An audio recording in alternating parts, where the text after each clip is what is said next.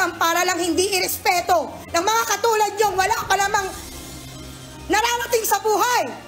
Nakita ko yung explanation niya, and then sinabihan ko ang regional office natin na there will be no penalties for the teacher. Teacher na nag-viral sa social media habang nagagalit sa mga estudyante niya, hindi parurusahan ayon kay Vice President at DepEd Secretary Sara Duterte.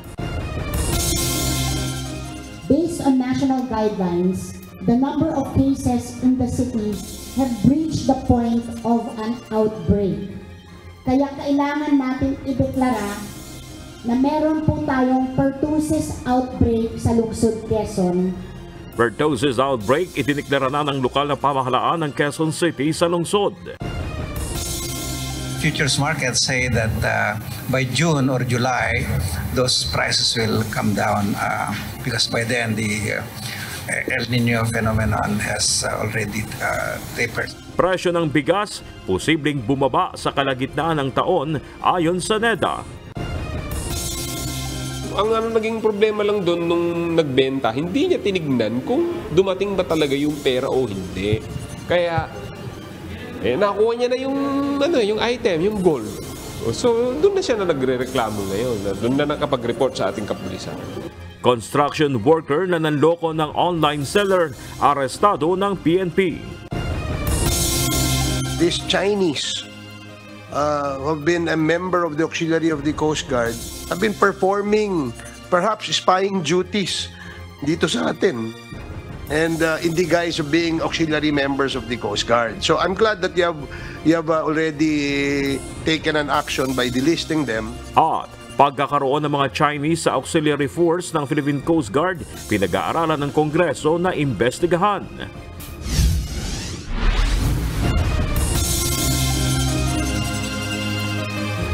Magandang hapon Pilipinas at sa buong mundo. Una sa ating mga balita. Ilang buwan pa ang hihintayin bago makita ang posibleng pagbaba ng presyo ng bigas sa merkado. Ayon sa National Economic and Development Authority o NEDA, ang pagtaas ng rice price ay bunsod pa rin ng idinidikta ng pandaigdigang pamilihan. Ito ang balita ni Nel Maribuhok. Tumataas po bigas Halos wala nang makita na 40 pesos kada kilo ng bigas sa trabaho market sa Sampaloc, Maynila. Sa tindahan na ito ni Oliver Santiago, aabot na sa 52 hanggang 53 pesos ang kada kilo ng imported regular milled rice. Habang ang special o premium rice naman ay nagkakahalaga ng mula 68 hanggang 70 pesos per kilo. Ayon kay Oliver, patuloy naman tinatangkilik ng kanyang mga suki ang kanyang tindang bigas kahit na tumaas ang presyo nito. Ayon kay National Economic and Development Authority o NEDA Secretary Arsenio Balisacan, posibleng makita ang pagbaba ng presyo ng bigas sa kalagitnaan pa ng taon. The futures markets say that by June or July, those prices will come down because by then the El Nino phenomenon has already tapered. Paliwanag ng NEDA, partikular na nagdidikta pa rin ng halaga ng bigas ay ang pandaigdigang pamilihan. Increases in rice prices were largely coming from the global market, because until now, global prices are still rising. Isa rin sa itinuturong dahilan ng rice price hike ang epekto ng El Nino phenomenon. Ang pagtaas ng presyo ng bigas ang isa sa dahilan kung bakit bahagyang tumaas naman ang inflation rate noong Pebrero na umabot sa 3.4% kumpara sa 2.8% noong Enero. Sa kabila nito, tiniyak na ng pamahalaan ang tulong sa mga magsasaka mula sa nagiging epekto ng El Nino phenomenon, kabilang na dito ang pamamahagi ng fertilizers at binhi. Nel Maribuhok, UNTV News and Rescue. Diyos ang aming sandigan, serbisyo publiko ang aming pinahalagahan. Pinamamadali na Department of Agriculture ang muling pagbubukas ng mga nakapadlock na warehouse sa National Food Authority. Ito ay upang matiyak ang patuloy na operasyon ng ahensya at palay procurement. Upang magawa ito, ipinagutos na ng DA sa mga suspendidong NFA warehouse men na ilipat sa kanilang deputies ang kanilang kapangyarihan. Ayon kay DA Assistant Secretary at Spokesperson Arnel de Mesa, mayroong nasa 79 na warehouse ang nananatiling sarado bunsod ng isinasagawang investigasyon ng Ombudsman sa umano'y maanumalyang pagbibenta ng bigas sa ilang pinaburang traders. Inaasahan ng mga kongresista na ipapasa rin ng Senado ang Franchise Revocation Bill laban sa Sunshine Media Network International o SMNI. Samantala, umaasa pa rin ang Kamara na maipapasa ng Senado ang Resolution of both Houses number 6 o Economic Charter Change bago ang pagtatapos ng second regular session ng 19th Congress. Ito ang balita ni Rosalie Cos. I have full trust that the Senate has a track record of doing investigations, and I hope that they will also take this bill with the same impartiality and objectivity. Umaasa ang isang ranking solo na maipapasa rin sa Senado ang panukalang naglalayong bawiin ang prangkisa ng Sunshine Media Network International o SMNI. Ito ay bagaman may mga kaalyado at taga-suporta sa Senado ang SMNI at ang honorary chairperson ng estasyon na si Apollo Kibuloy. Aprobado na ng Kamara ang House Bill No. 9710 sa ikatlo at huling pagbasa.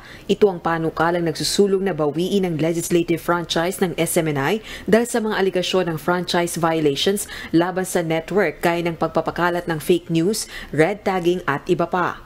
Transmitted o naipadala na rin ang panukala sa Senado. May dalawa po silang option. Kung papanig po sila sa katotohanan, magiging mga kasama sa paglaban sa fake news and red tagging, o magiging mga cuddlers sila ng isang indicted na sex trafficker at child abuser na si Apollo Kibuloy. I'm sure may mga discerning lawmakers tayo dyan. At sa tingin ko, hindi naman nila pababayaan na false information din ang kumalat. Samantala, umaasa pa rin ang Kamara na maipapasa ng Senado ang Resolution of both Houses No. 6 o Economic Charter Change. Ito ay bago ang pagtatapos ng second regular session ng 19th Congress sa May 25. Transmitted na rin ng Kamara ang Resolution of both Houses No. 7 sa Senado. We're looking at our friends in the upper house of what they will do, because as they insist, Congress is a bicameral body, and the actions of the House has to be reciprocated by the Senate. Rosalie Cos, UNTV News and Rescue. Diyos ang aming sandigan, serbisyo publiko ang aming pinahahalagahan. Tiniyak ng isang senador na pag-aaralang mabuti sa Senado ang panukalang bawiin ang prangkisa ng Sunshine Media Network International o SMNI. Ayon kay Senator Grace Poe, chairperson ng Senate Committee on Public Services, didinggin nila ang panukalang franchise revocation ng SMNI sa oras na mai-transmit na ito sa Senado. Ito rin anya ang kauna-unahang panukala patungkol sa pagbawi ng prangkisa na umuusad sa Kongreso. Kaya dadaan niya ito sa masusing pag-aaral at pagsisiyasat sa Senado. Wala rin anyang franchise bill ang binibigyang prioridad, kaya ipauubaya na anya ni Senator Poe sa liderato ng Senado ang magiging takbo ng pagdinig. Naisapinal na ngayong araw ang Implementing Rules and Regulations o IRR na Republic Act No. 11966 o ang Public-Private Partnership o PPP Code of the Philippines. Kanina nilagdaan na ito ng mga kinatawan mula sa Department of Budget and Management, Justice Department, Department of the Interior and Local Government at PPP Governing Board Representative. Layo ng PPP Code na mapalakas ang pag-institutionalize sa PPP sa bansa sa pamamagitan ng pagtatakda ng pinag-isang legal framework. Itinuturing ng Administrasyong Marcos ang PPP program bilang isa sa mga inisyatibo na makatutulong upang maabot ang Philippine Development Plan 2023 hanggang 2028.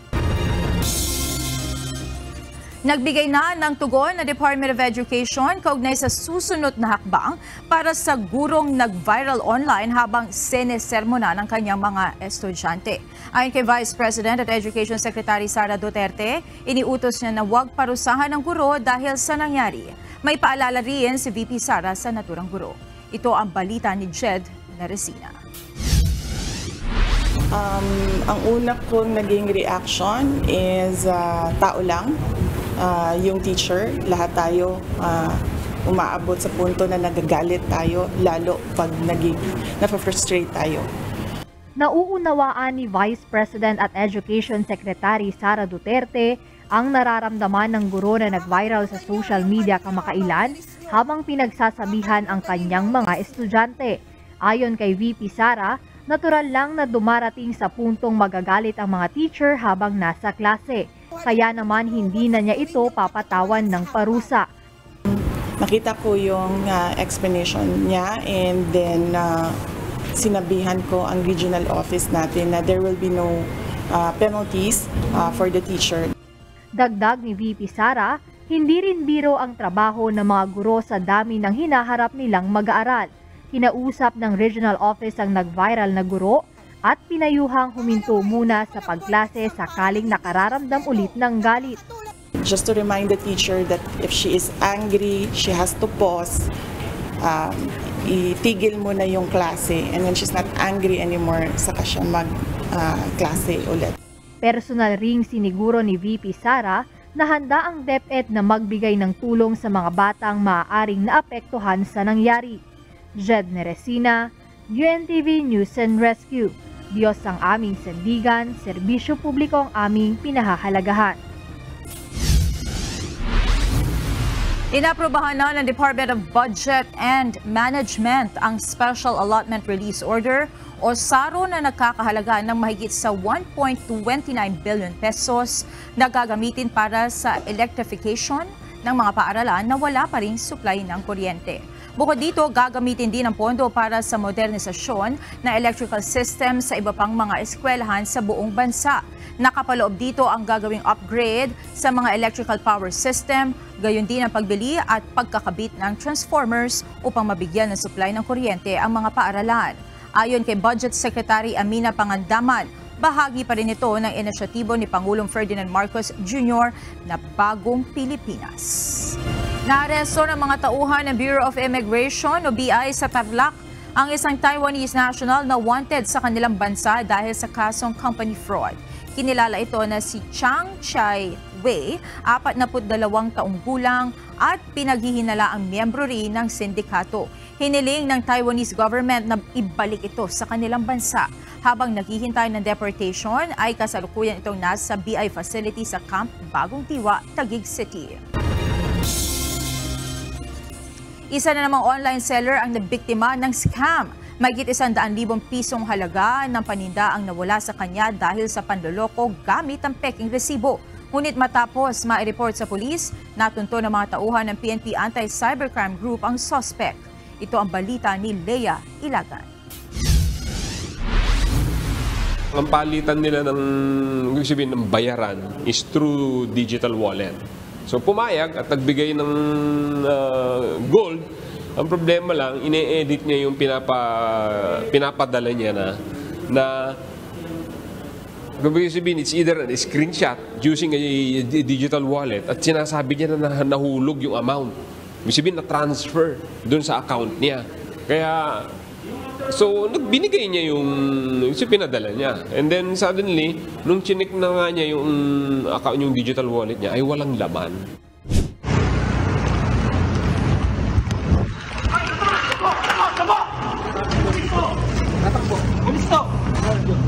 Biglang sinunggaban ng mga otoridad ang construction worker na ito sa Pasig City. Ang suspect na kinilala sa alias na Nino ay inireklamo ng isang jewelry online seller matapos na mamili ng alahas na nagkakahalaga ng mahigit sa 133,000 pesos. Ayon kay ACG Cyber Response Unit Chief, Police Colonel J. Guillermo, pinekeng resibo ng GCash ang ipinadala ng suspect sa online seller bilang katunayan na nagbayad na siya. Kaya naman, ipinadala na ng online seller ang alahas. Huli na nang madiskubre nito na walang pumasok na pera sa kanyang GCash account. Ang naging problema lang doon nung nagbenta, hindi niya tinignan kung dumating ba talaga yung pera o hindi. Kaya, nakuha niya na yung item, yung gold. So, doon na siya na nagre-reklamo ngayon. Doon na nakapag-report sa ating kapulisan. Bunsod ng insidente, Nagplano na ng entrapment operation ng ACG na nagresulta sa pagkakaaresto sa suspect. Nahaharap si alias Nino sa patong-patong na kaso dahil sa panluloko at hindi pagbabayad ng alahas na kinuha niya.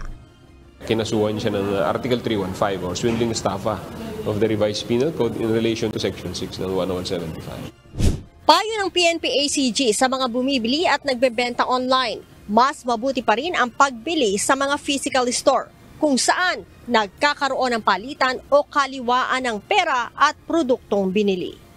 Leia Ilagan, UNTV, News and Rescue. Diyos ang aming sandigan, serbisyo publiko ang aming pinahahalagahan. Pinakawalan na ng Senado si dismissed Police Major Alan De Castro na suspect sa pagkawala ng beauty pageant contestant na si Catherine Camilon. Ayon kay Senator Ronald Bato de la Rosa, ito'y dahil magsisimula na ngayong linggo ang isang buwang session break ng Senado. Noong Martes, Night in Contempt ng Senate Committee on Public Order ang Dangerous Drugs, si De Castro dahil sa pagtanggi nito na may relasyon sila ni Camilon. Magbabalik ang sesyon ng Senado sa April 29. Pinakawalan ko dahil bakasyon ang Senado ng more than 1 month. Walang magaganap na hearing while nagbakasyon. Naka-break ang Senado, so hindi ko kinakailangan presensya niya. Pagbalik ng Senado, kung magkakaroon pa kami ng hearing, ipapatawag natin ulit siya.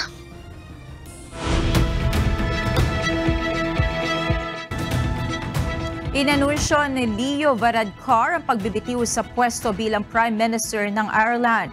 Anya may tsansa sa re-election ng coalition government kung may ibang pinuno. Dagdag pa nito, hiniling niya sa Five Gael Party na maghalal ng bagong leader bago ang annual conference sa April 6. Political at personal naman ang sinasabi nitong dahilan sa pagre-resign. Bumisita sa Middle East sa U.S. Secretary of State Anthony Blinken upang talakayin ang isang post-war plan upang pangasiwaan at isecure ang Gaza.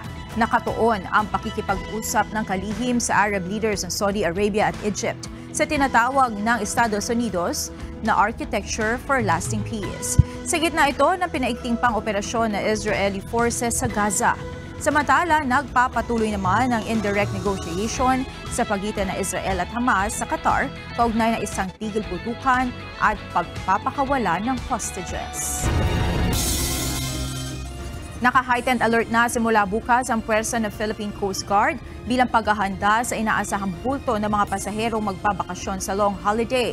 Kaugnay nito, tiniyak ng PCG na mahigpit nilang ipatutupad ang no overloading sa mga barko at iba pang mga sasakyang pandagat na maglalayag upang maiwasan ng anumang aksidente. Samantala, puspusan na rin ang paghahanda ng management ng Ninoy Aquino International Airport o NAIA sa inaasahang pagdagsa ng mga biyahero hanggang sa susunod na linggo. Ito ang balita ni Bernard Dadis. Lahat po ng pwersa ng Philippine Coast Guard ay nasa heightened alert pagdating po ng Biyernes at hanggang sa susunod na linggo hanggang makaraos po ang pag-aalala ng Semana Santa. Target ng Philippine Coast Guard na maabot ang zero maritime casualty ngayong darating na long holiday. Kaugnay nito, naka-heightened alert na simula bukas ang buong pwersa ng PCG dahil sa inaasahang bulto ng mga pasaherong bibiyahe. Ayon sa PCG, mayorya ng kanilang puwersa ay magbabantay sa mga pantalan upang masiguro ang ligtas na pagbiyahe ng ating mga kababayan. At para maiwasan na maulit ang mga nagdaang aksidente sa mga sasakyang pandagat, mahigpit na ipatutupad ang PCG ang no overloading policy sa mga maglalayag na barko at bangka para sa kaligtasan ng mga pasahero. Nagkalat na po tayo ng mga tauhan, nagdagdag po tayo ng mga tauhan para po sa safety measures na pinatutupad ng Philippine Coast Guard. Tinitiyak po natin sa mga kababayan natin na walang overloading na magaganap at lahat po ng mga kababayan natin ay nasa tamang manifesto at hindi po natin pababayaan yung mga bagay na nakakapaminsala at maaring maging sanhi ng sunog o ng panganib sa barko, sa paglalayag na makalusot sa mga inspeksyon na gagawin natin sa mga pantalan.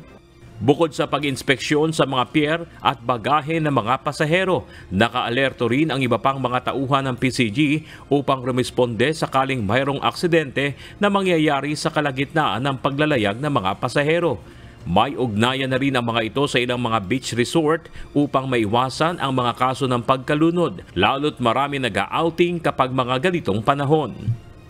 Magkakalat po tayo ng mga tauhan na tutulong po o mag-augment do sa mga lifeguards ng mga resorts at mag-iikot sa mga isla para po sa mga mag-island hopping ay masubaybayan natin sila at hindi magkaroon ng anumang aberya. Samantala, pinaghahandaan na rin ng Manila International Airport Authority o MIAA ang inaasahang bulto ng mga pasahero na dadagsa sa darating na long holiday. Sa pagtaya ng MIAA, inaasahang tataas ng nasa 15% ang passenger volume sa 4 na terminal ng NAIA mula March 24 hanggang March 31. Kaugnay nito, tiniyak ng management ang pagkakaroon ng sapat na manpower, maayos na mga pasilidad at sapat na supply ng kuryente sa buong airport. Bukod dito, magkakaroon din ng adjustment sa runway upang ma-accommodate ang mga flight. Inatasan na rin ng mga airline company na magkaroon ng contingency plans at dagdag na aircraft alinsunod sa nakasaad sa Air Passenger Bill of Rights. Pinapayuhan ng mga pasahero na pumunta sa NAIA ng 2 oras ng mas maaga kung domestic flight at 3 oras naman kung international flight upang makaiwas sa aberya. Bernard Dadis, UNTV News and Rescue. Diyos ang aming sandigan, serbisyo publiko ang aming pinahalagahan. Nagpahayag ng pagkabahala ang mga kongresista kaugnay na napaulat na pagkakaroon ng Chinese nationals sa auxiliary force ng Philippine Coast Guard.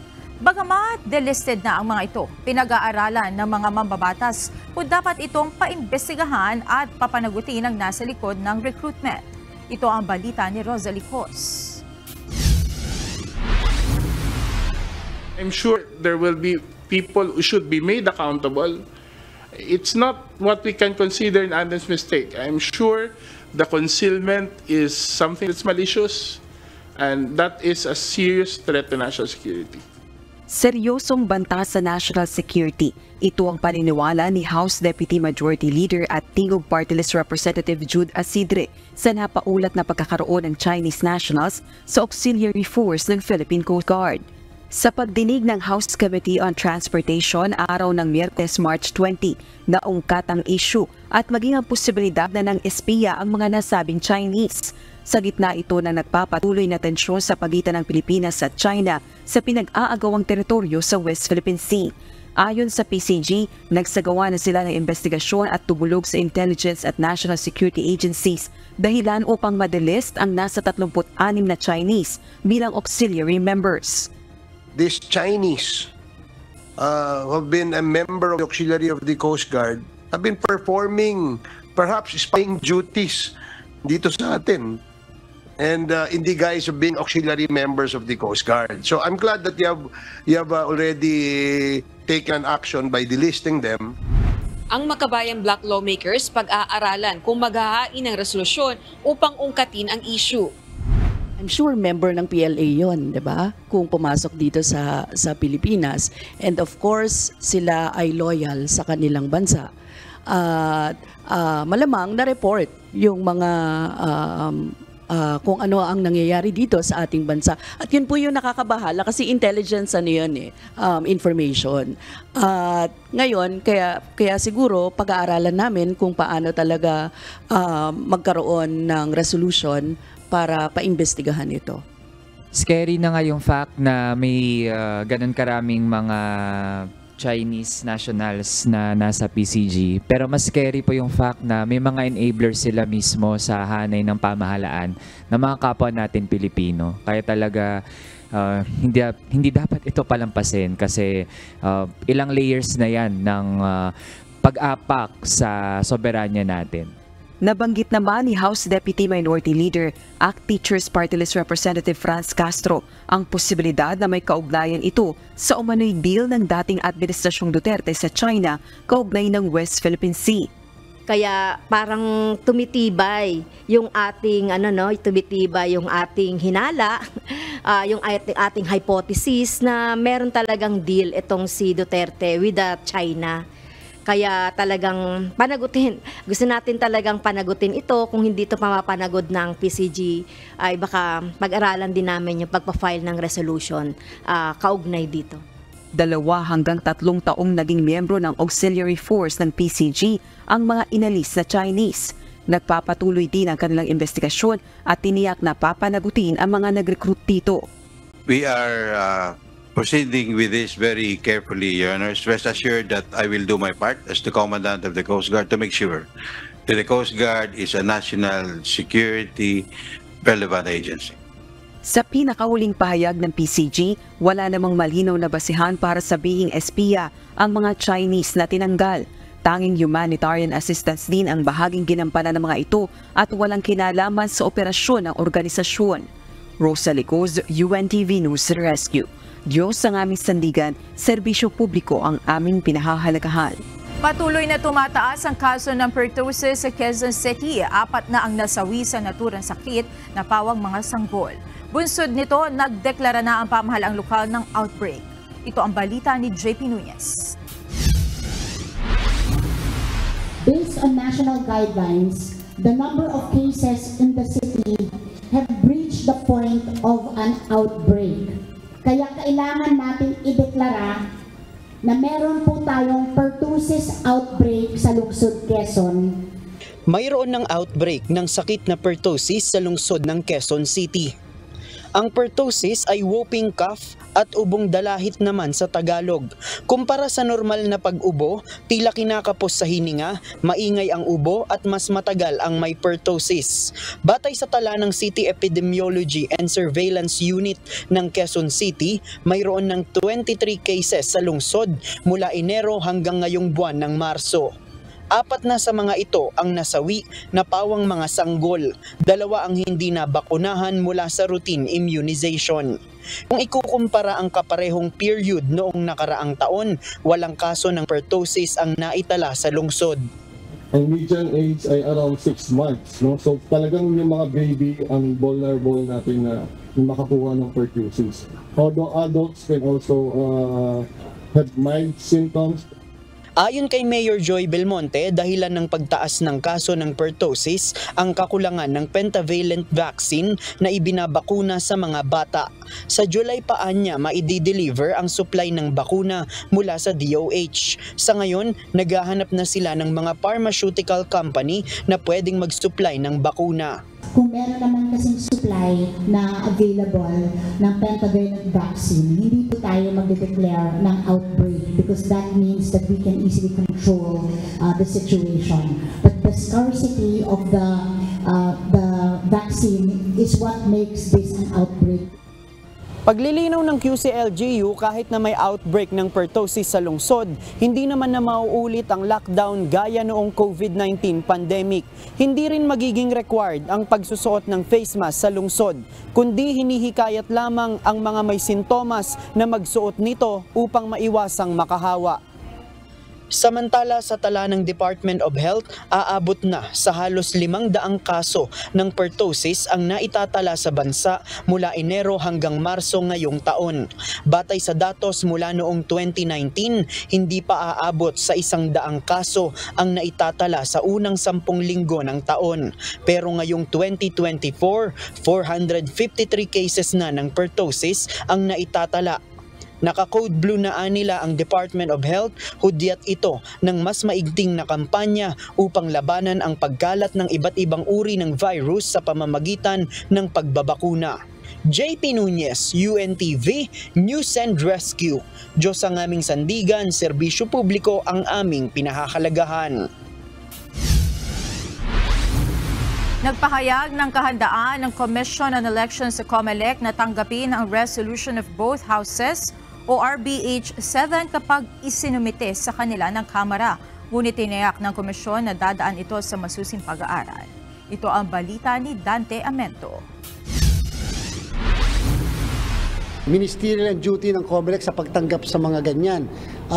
Ang katanungan lang ay ano ba ang tamang procedure. Walang magagawa ang Commission on Elections o COMELEC kundi tanggapin ang Resolution of Both Houses o RB 87 ng House of Representatives kung isusumite ito sa kanila. Ayon kay COMELEC Chairman George Erwin Garcia, bahagi ito ng kanilang trabaho. Kung ito ay pinapatanggap sa atin ng House of Representatives, ito ba ay sapat base sa saligang batas o kakailanganin natin ang Senado na meron ding counterpart na parehas na resolusyon? Pagtitiyak ni Garcia, tatalakayin pa sa ANBank kung dapat magsagawa ng plebisito para sa panukalang economic charter change. As to whatever is the action of the COMELEC, hindi ko muna masasabi yan sa kasalukuyan, pero pag-aaralan namin lahat yan. Again, I do not want to preempt the action of the Commission ANBank, but what I can guarantee to the Filipino people is that we will decide rightly based on law and based on what should really be done in accordance with the Constitution. Samantala, plano namang lagyan ng COMELEC ng litrato ang voters list na ipapaskil sa labas ng presinto tuwing may halalan. Bukod sa makatutulong ito upang mabilis makita ng isang botante ang kanyang pangalan, maiiwasan din ito ang flying voters dahil maaring mapagkumpara ang mukha ng boboto sa nasa voters list. Paano nila papakilala ang pangalan nila, ang sarili nila, ganun hindi yun yung mukha na naandun sa mismong labas ng presinto. Inaasahang hihingi ng COMELEC ang posisyon dito ng National Privacy Commission o NPC. Dante Amento, UNTV, News and Rescue. Diyos ang aming sandigan, serbisyo publiko ang aming pinahahalagahan.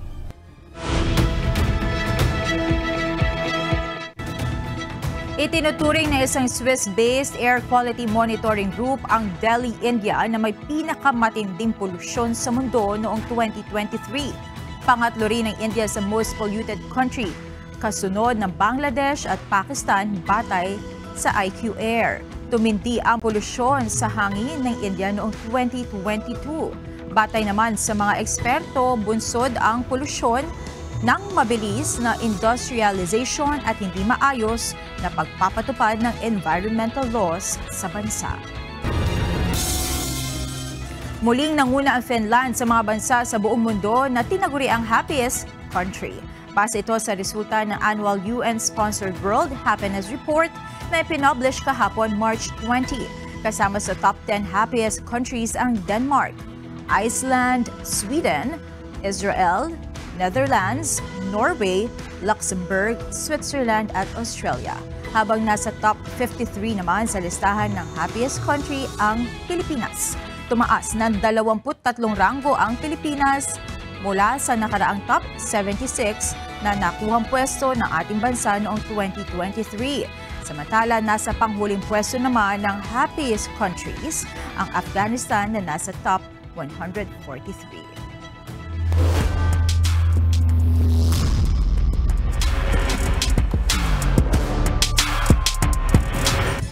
Sa kauna-unahang pagkakataon, simula na sumali sa Liga ng Public Servants sa Sabak sa finals ang Department of Agriculture Food Masters. Itinumba ng DA ang defending champion AFP Cavaliers sa kanilang rubber match kahapon sa Game 3 ng semifinals. Ito ang balita ni Bernard Dadis.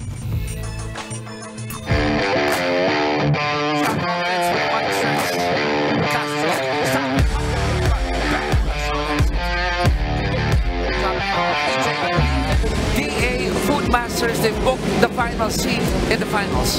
Never came easy. Against the four-time UNTV Cup champions. Umani ng makasaysayang tagumpay ang Department of Agriculture Food Masters simula ng pagsali nila sa Liga ng Public Servants. Tinagpas ng Food Masters ang pangarap ng four-time at defending UNTV Cup champion AFP Cavaliers na makuha sana ang back-to-back championship title sa kanilang makapigil hiningang bakbakan sa do-or-die Game 3 ng semifinals na ginanap sa Paco Arena, Maynila kahapon. First quarter, mahigpit na depensa ang kaagad ipinamalas ng DA upang ilista ang 9 points na kalamangan, 22-13.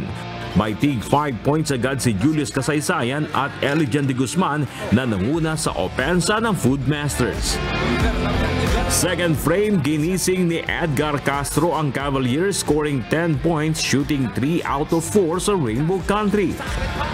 Subalit well-distributed ang opensa ng Food Masters sa quarter na ito. 8 out of 10 sa ipinasok ni head coach Jocas Castillo ay nakascore para kontrolin pa rin ng DA ang ball game, and the first half, 44-38, labang ang DA ng 6 points. Third ganto, mainit ang pulso ni Elijan de Guzman, shooting 4 out of 5 sa field goals at 3 out of 4 attempts sa free throw, kaya naman naalagaan ng Food Masters ang kanilang momentum. Outscoring AFP with 21 versus 16, labang pa rin ang DA, 65-54. Last quarter, rumatsyada ng 6-2 run ang AFP na sinundan pa ng 3-pointer ni Darwin Cordero para ibaba sa 6 na puntos ang hinahabol ng AFP, 69-63. Cordero hits a 3. Bumaba pa ito sa 3 puntos courtesy ng N1 play ni playing coach Jeffrey Kiambao, 69-66. Meron pang mahigit 6 minutes ang nalalabi. Shot call at the corner. Pero sumagot naman ang big basket beyond the arc si Zian Ko na nagmistulang pamatay sunog sa opensa ng AFP. They go down low. We are in the twilight zone. Last 2 minutes na pababa sa 4 na puntos ang hinahabol ng AFP, 77-73. Pwede pa sana itong mapababa ng AFP pero nabasa ni Kasaysayan ang pasa kay Kiambao kaya napwersa itong mag-turnover. 1 minute and 24 seconds na lang ang nalalabi. Wow! It goes off the leg of Kiambao. Good rotation coming from Kasaysayan, reading the two-man game extremely well. Forcing the turnover. Excellent. Last 1 minute and 9 seconds, 2 out of 2 sa free throw si De Guzman. Ayaw pa pormahin ng AFP. Pinilit pang maghabol ng AFP pero hindi na ito naging sapat sa mas agresibo at uhaw sa tagumpay na DA Food Masters. 81-76, panalo ang team ng Agriculture Department. Best players of the game sina Elijan de Guzman na kumabada ng 24 points, 3 rebounds, 5 assists at 3 steals. At si Ian Garrido na humakot ng 14 points, 9 boards at 2 steals. Thank you Lord at binigay sa amin yung panalo. So kung hindi rin sa kanya, kung ayaw niya, hindi bibigay sa amin. Secondly, naging consistent lang kami sa mga ginagawa namin sa practice para maging habit na every game, yun ang gagawin namin. Yung run and gun, saka yung aming aggressive sa depensa na naka-full court. So, lahat nag-paid off naman.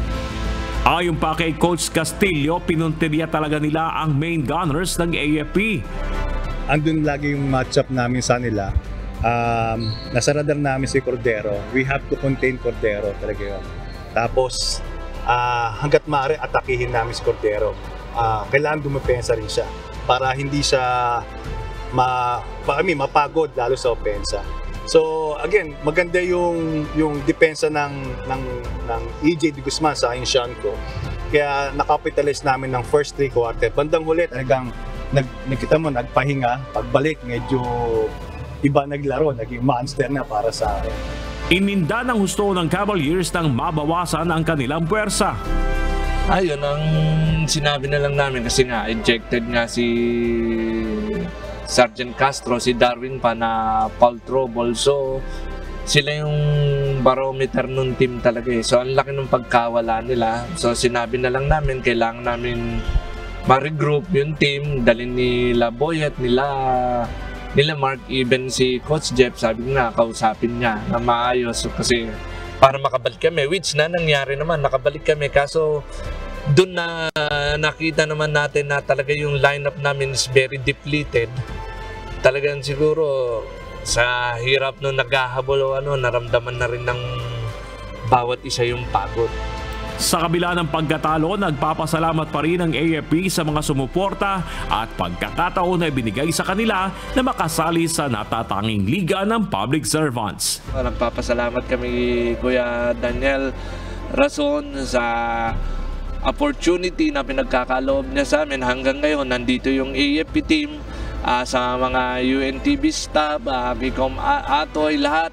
Maraming salamat kay Chief of Staff namin, kay General Browner. Sir, we lost the fight. Kasi short tayo, pero hopefully we come back strong on season 11. Magtutuos ang DA Foodmasters at SSS Kabalikat sa Game 1 ng Finals Best of 3 Series sa March 26, araw ng Martes sa Nova Desi Convention Center, alas 4:30 ng hapon. Bago ito ay ang battle for third place ng AFP Cavaliers at Ombudsman Grapbusters, alas 3 ng hapon. Bernard Daddy's UNTV News and Rescue. Diyos ang aming sandigan, serbisyo publiko ang aming pinahalagahan.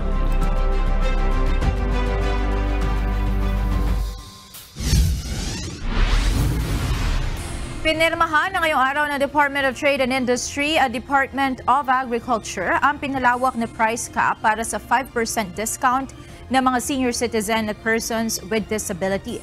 Sa Lunes, ipatutupad na ang bagong price limit. Ito ang balita ni Ryan Lacanlale. So ang nakalagay po dito, upon publication effective immediately. So kung matuloy po tomorrow, effective na po. Kung Monday, effective na po sa Monday. So siguro safe to say Monday para sure na po tayo. Mapakikinabangan na ng mga senior citizen at persons with disabilities ang pinalawig na price cap o limit para sa 5% discount sa mga basic necessities at prime commodity. Batay sa 2010 Joint Administrative Order ng Department of Trade and Industry at Department of Agriculture, binibigyan ng 5% discount ang mga senior citizens at PWD para sa mga pangunahing bilihin, mula sa maximum na 1,300 pesos na halaga ng kanilang pinamili. Halos dumoble na sa 2,500 pesos kada linggo sa apat na magkakaibang item na kanilang pinamili. Ibig sabihin, mula sa dating 65 pesos kada linggo na kanilang natitipid, magiging 125 pesos na ito ngayon. Napaka-importante nga ito dahil gusto nating mabigyan ng welfare yung mga senior citizen and PWD. Sa mga items na hindi covered nga nung 20% senior citizen discount or PWD discount. Ikinatuwa naman ng mga senior citizens ang balitang ito. Si Mang Daniel, halos linggo-linggong namimili. Pandagdag daw sa gasolina ang kanya matitipid. Hindi maganda, malaking tulong sa amin yun. Lalo na makakalibre ako sa gasolina. Kahit paano, malakas din kumain yung mga motor ng gasolina. Malaki rin. Almost 500 plus din yata mahigit yun. Hindi lang, kasi kahit si Mrs. gumagamit yun, alternate kami namimili. Kaya siguro 1,000 kami ngayon sa isang buwan. Sayang din, malaking tulong. Si Aling Wilma, 2 beses kada buwan daw din niyang nagagamit ang purchase card dahil sayang naman ang kanyang madidiskwento. Malaki pong pakinabang kasi nakaka-discount kahit paano. Malaki pong pakinabang ang senior card. Dahil nakaka-discount kahit paano, tuloy na sa pag-grocery namin ng anak ko, pag bumili kami tinapay, ginagamit ko. Malaking pakinabang po, senior. Ayon sa DTI, ang mga lokal na produkto ang karamihang pasok sa diskwento. Aplikable na rin ang 5% discount sa pagbili online. Nilinaw ng DA, hindi kasama ang mga kadiwa store, mga barangay microbusiness at mga kooperatiba na nakarehistro sa Cooperative Development Authority sa diskwento. Sabi ng DTI, walang dahilan ang mga retailer para magtaas ng presyo o ipasa sa consumer ang karagdagang kaltas na makukuha ng mga senior citizens at PWD dahil ibabawas naman ito sa babayaran nilang buwis. Kasi dati, kung wala yung tax deductibility na 5% discount, ang report niyang revenues 100. Dahil nagbigay siya ng 5% discount, 95 na lang. So, bababa yung amount ng taxable income after deducting expenses, assuming na merong surplus, merong taxable income. Para naman sa mga senior na may pinakiusapang mamili para sa kanya, kailangan ng ID ng representative, OSCA ID ng senior citizen, purchase booklet at authorization letter na may validity lamang ng 7 araw. Ryan Lacanlale, UNTV News and Rescue. Diyos ang aming sandigan, serbisyo publiko ang aming pinahahalagahan. Sinimula ng World Food Expo ngayong araw kung saan nasa 50 exhibitors mula sa iba't ibang panig ng bansa ang nakiisa. Alok ng World Food Expo ang iba't ibang kaalaman at kagamitan sa food industry. Ito ang balita ni Grace Doctolero. Actually, we're here po para maghanap ng mga retailers and wholesaler po for our upcoming business na gagawin. Nag-aaral pala sa kolehiyo ang magkakaibigan na sina John Francis, Bernadette at Cares, pero ngayon pa lang naghahanap na sila ng kanilang magiging supplier para sa itatayong kainan malapit sa universidad kung saan sila nag-aaral. Kaya't sa pagbabalik ng World Food Expo sa Baguio, agad silang tumungo dito para tumingin ng mga equipment at gamit para sa kanilang negosyo. More on rice bowl po siya and Filipino cultural type po siya. And nagpo-focus po kami to innovate some Filipino foods and i-combine po siya into foods like from Taiwan and Japan. Yung practicum po namin is to build our own business from scratch. Hindi po pwedeng business ng family or business ng relatives. Kaya po as business partners po at a young age, parang napapractice na po namin na ma-enhance yung knowledge po namin sa business industries po. Madami po kasi kami nakukuha ng mga ideas just exploring po dito sa Expo. So, malaking tulong din po sa business namin kasi pwede po namin ma-apply at saka lalo na po yung mga suppliers actually. Malaking tulong din po sa amin since sa school po kasi namin bawal gumamit ng plastic and may mga suppliers po kasi dito na mga flat-based na container. So, maganda din po talaga siya. Si Grace Alegre naman na online seller ng cakes, hanap ay ingredients o supplies, seminar at trainings sa baking upang mas mapaganda pa at sumarap ang kanyang produkto. Tamang-tama din po na kailangan ko din na mag-stock sa malapit na din yung Mother's Day po, di ba? So, yun po na, and then sa graduation, yung may mag-order ng cake. So, yung mga ingredients na hinahanap ko, and then yung meron din po, parang halos lahat nandito po eh. Sa unang araw ng World Food Expo, dinagsana ng mga maliliit na negosyo ang naturang aktibidad. Isinagawa dito ang food seminar, cooking show at food-related ventures na dinaluhan din ng iba't ibang sektor sa syudad. Dinadala namin yung mga suppliers sa Manila, suppliers ng nasa Horeca industry, so hotel, restaurant, catering. So karamihan dito is baking ingredients, baking equipments, tools. Tapos meron din sa mga product handling, then packaging, ingredients. Ayon sa organizer na si Sai Judan, ang naturang aktibidad ay naglalayong tulungan ang mga negosyante na i-upgrade ang kanilang pasilidad at matuto sa pamamagitan ng kanilang seminars at trainings. Aniya ang pagpili nila sa Baguio para sa naturang aktibidad ay tanda ng pagiging progreso ng syudad pagdating sa turismo at ekonomiya. Target ng organizers ng World Food Expo ang nasa 4,500 na bibisita sa naturang aktibidad. What we are selling at sinashowcase namin ngayon are all US nuts, dried fruits, seeds, and mga glazed na fruits. So most of our products, sinasama natin for baking, yung mga ganun, for cookies, for bread, and sa Manila po kami based. So we are here in Baguio to be able to provide also other options for supplies dito sa Baguio and mostly sa La Union, sa North, Pampanga. Dahil marami ang coffee lovers sa Seat of Pines, may alok naman na quality products na coffee beans at coffee espresso machines ang isang exhibitor. Quality product like specialty coffee, coffee beans, and espresso machines made in Italy, and other beverage like tea. Ang ino-offer namin dito is a one-stop solution for coffee interested people who want to go into the coffee business. And the impact here is that we also do collaborations with coffee farmers, yung mga local coffee farmers natin. We want to promote yung coffee industry natin dito in the Philippines. Ilan sa mga makikita sa event ay ang food handling, kabilang na dito ang pangunahing makikita ang paggawa ng masarap na kape, frozen foods, food packing and supplies, coffee shop tools and equipments at iba pa. Sa araw ng Sabado naman, ang focus ng naturang event ay magkakaroon ng trainings at seminars ang mga young farmers and entrepreneurs ng Cordillera. Grace Doctolero, UNTV News and Rescue. Diyos ang aming santigan, serbisyo publiko ang aming pinahahalagahan.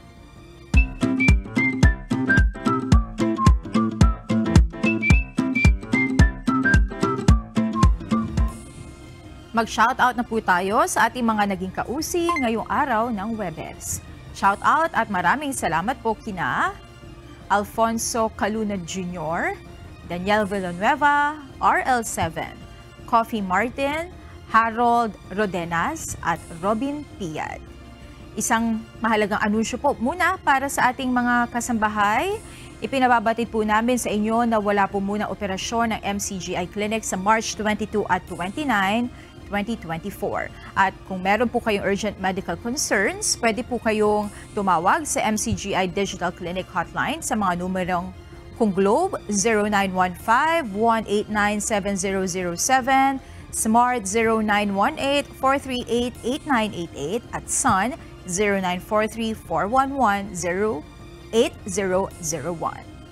Magbabalik po ang normal na operasyon ng MCGI Clinic sa Marikina City sa April 5, araw po yan ng Biyernes. Mga kasambahay, kung may mga istorya po kayong nais balikan sa Ito Ang Balita, pwede niyo po ito muling mapanood sa aming mga official social media account. Magtungo lamang po sa UNTV News and Rescue YouTube channel at i-click ang subscribe button. Gayon din sa aming Facebook at TikTok accounts. Mapapanood nyo rin po rito ang iba pang news programs ng UNTV, pati na ang iba pang video ng nag-iisang public service channel. Kaya subscribe, like, and share.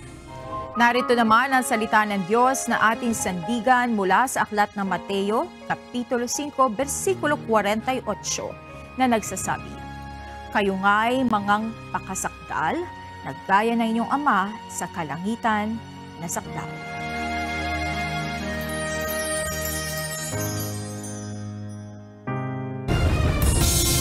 At yan ang naging kabuuan ng ating balitaan ngayong gabi. Aming inilahad ng buong katapatan kung paano namin nasaksihan.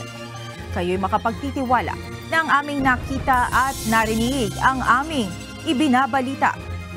At dito sa UNTV, Diyos ang aming sandigan, serbisyo publiko ang aming hinahahalagahan.